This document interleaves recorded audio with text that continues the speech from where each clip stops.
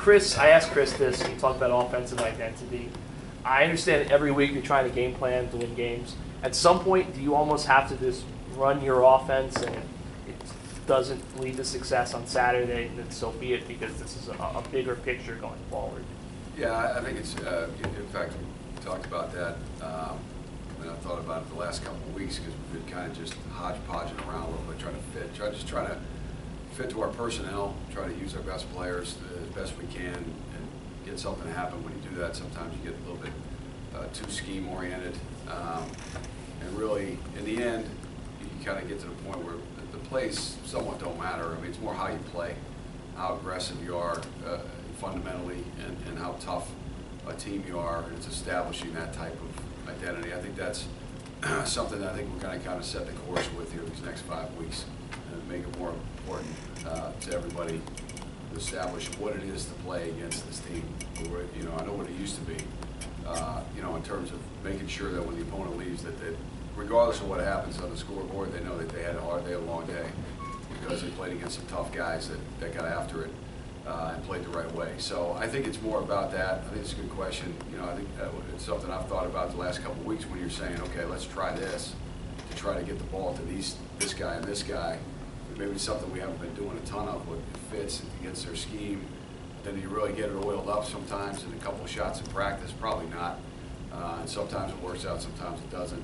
You know, a guy like Bo was a guy that we were trying to continually find different spots for. Isaiah was a guy when we went to the three-back stuff. So, yeah, I think the rest of the way it's more about how we play, and being a physical team, and you know, making it hard on the opponent.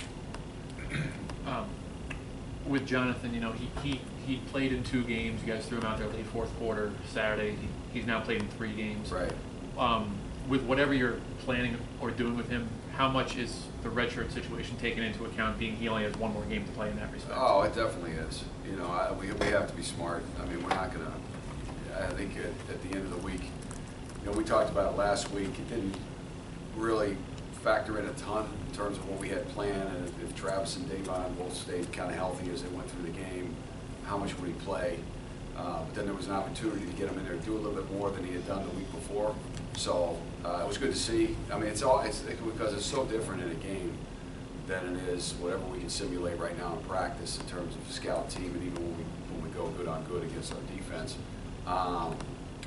It's been a really good experience, but I mean, we're very mindful of where we are in the season, and you know, you would probably say best case is the redshirt, because if the role is 10, 12 plays a game, that's.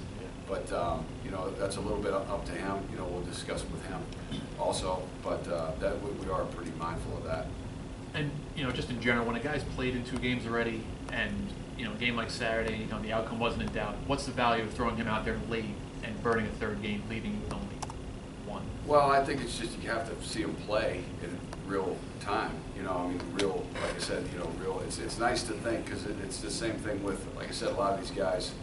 You know, I went through the off season, looked in the spring, and in camp, thought, oh yeah, these guys will be fine. You get in the game, it's a little different. And so, for him, for his experience to know what it's like to really play in a game, and the speed of it, how things actually get played, it's beneficial. It's for us to see, you know, how he reacts in those situations as well. And you can't say, well, let's wait till, you know, I know there was no reason. At this point now, there's 1 more left. Maybe you take that into account and look up. But he did get a number of plays, and it was a pretty good experience for him. He did a good job, and either way, that'll help him going forward.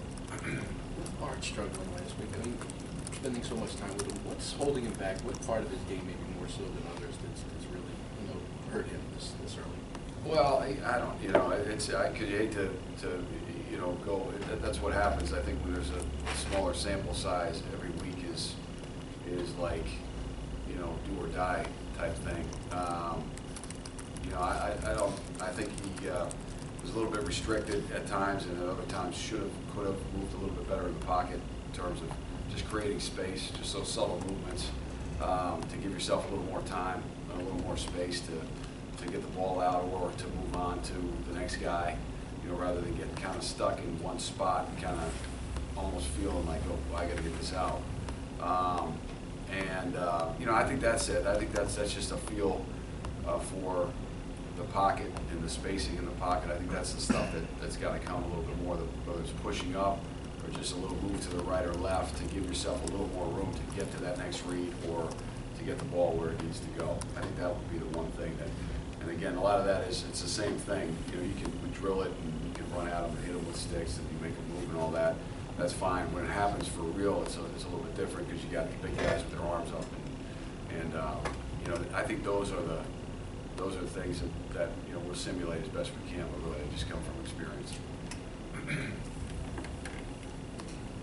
How do you approach? I mean, he's had poor games before, but I mean, 8 yards, statistically, you know, one of the worst stat lines in college football history. I mean, how do you kind of approach that with him? Because he has to hear that at some point. Well, yeah, I think number one is concern for the person, you know, not so much the player, and his psyche and his just general well-being, because, you know, again, that's what this business is. It's hard, and it's hard, you know, it's one thing if you're getting paid $20 million, you can say, well, hey, you know, too bad. But when it's an 18-year-old kid, certainly you get a tremendous amount of benefits of being a scholarship athlete representing your school, but this is the hardest, you know, part that comes with it, and it's part of kind of the price you pay to wear that hat, so to speak. So he's certainly gotten, you know, thrown into it quickly, and that was a, you know, bad performance to have to try to, you know, you're not going to justify it, you're not going to argue with anybody, you just kind of take it and put it in your back pocket and move on and try to get better. You know, so I told him, I said, listen, you know, Mike Teal went 27-12 here. They booed him in here. They criticized him every day in the paper, and they still do. So, you know, that's just kind of how that's part of the job of being the guy, and you just got to take it as best you can. But to think that, you know, to sit there and go, well, I don't pay any attention to it, it's a little hard to miss, you know. Does he? It almost feels like sometimes it just kind of piles up on him.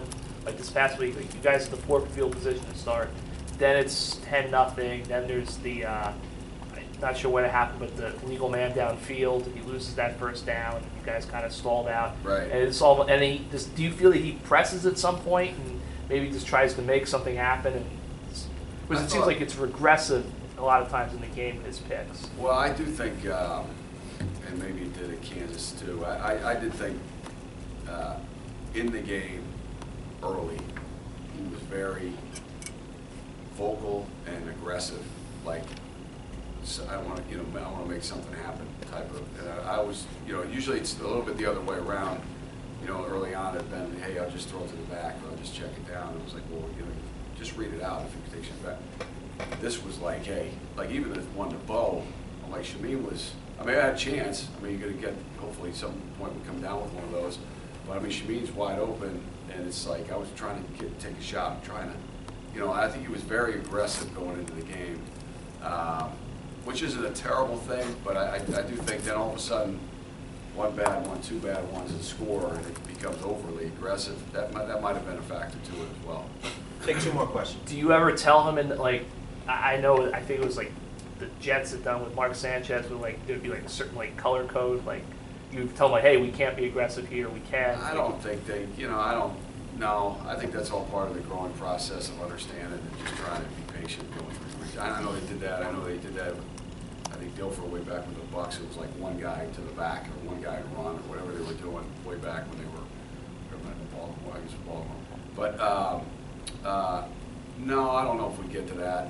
You know, I think we just try to both extremes. When it's like, yeah, I'll just check it down. Well, just look, read it, and if it gets you to the back, well, or hey, I'll just stick it in there. You know, I think that's all part of it. And you know, you could understand, you know, when the ball's not moving down the field or you're not scoring, to say, hey, I got to do something here. And I think there was a little bit of that the other day, you know, and it, you know, obviously didn't work out. But you obviously had success here before. Taking over this offense, what's been the biggest challenge this far into the season? Well, I think it's what you guys asked about. You know, I didn't want to just say, well, hey, you know, Parcells used to always say, you know, the guys that come in with the book and go, yeah, here's the system. I mean, it wasn't really that. It was more of the, here's a foundation of what I think we can do and what we can be and the philosophy behind it. But then the actual practice of it, the actual, what came out of it to get ready for the season, you have to constantly kind of reevaluate what can we realistically, what can we hang our hat on? Who are the guys? Number one, it's usually the most important. Who are the guys that can do what we want them to do? And then it's more what do we want to do? So I think that, it's different. The run game's totally different than what we did, last time. Last time was all power and lead draw. Those two don't even exist as much anymore in football.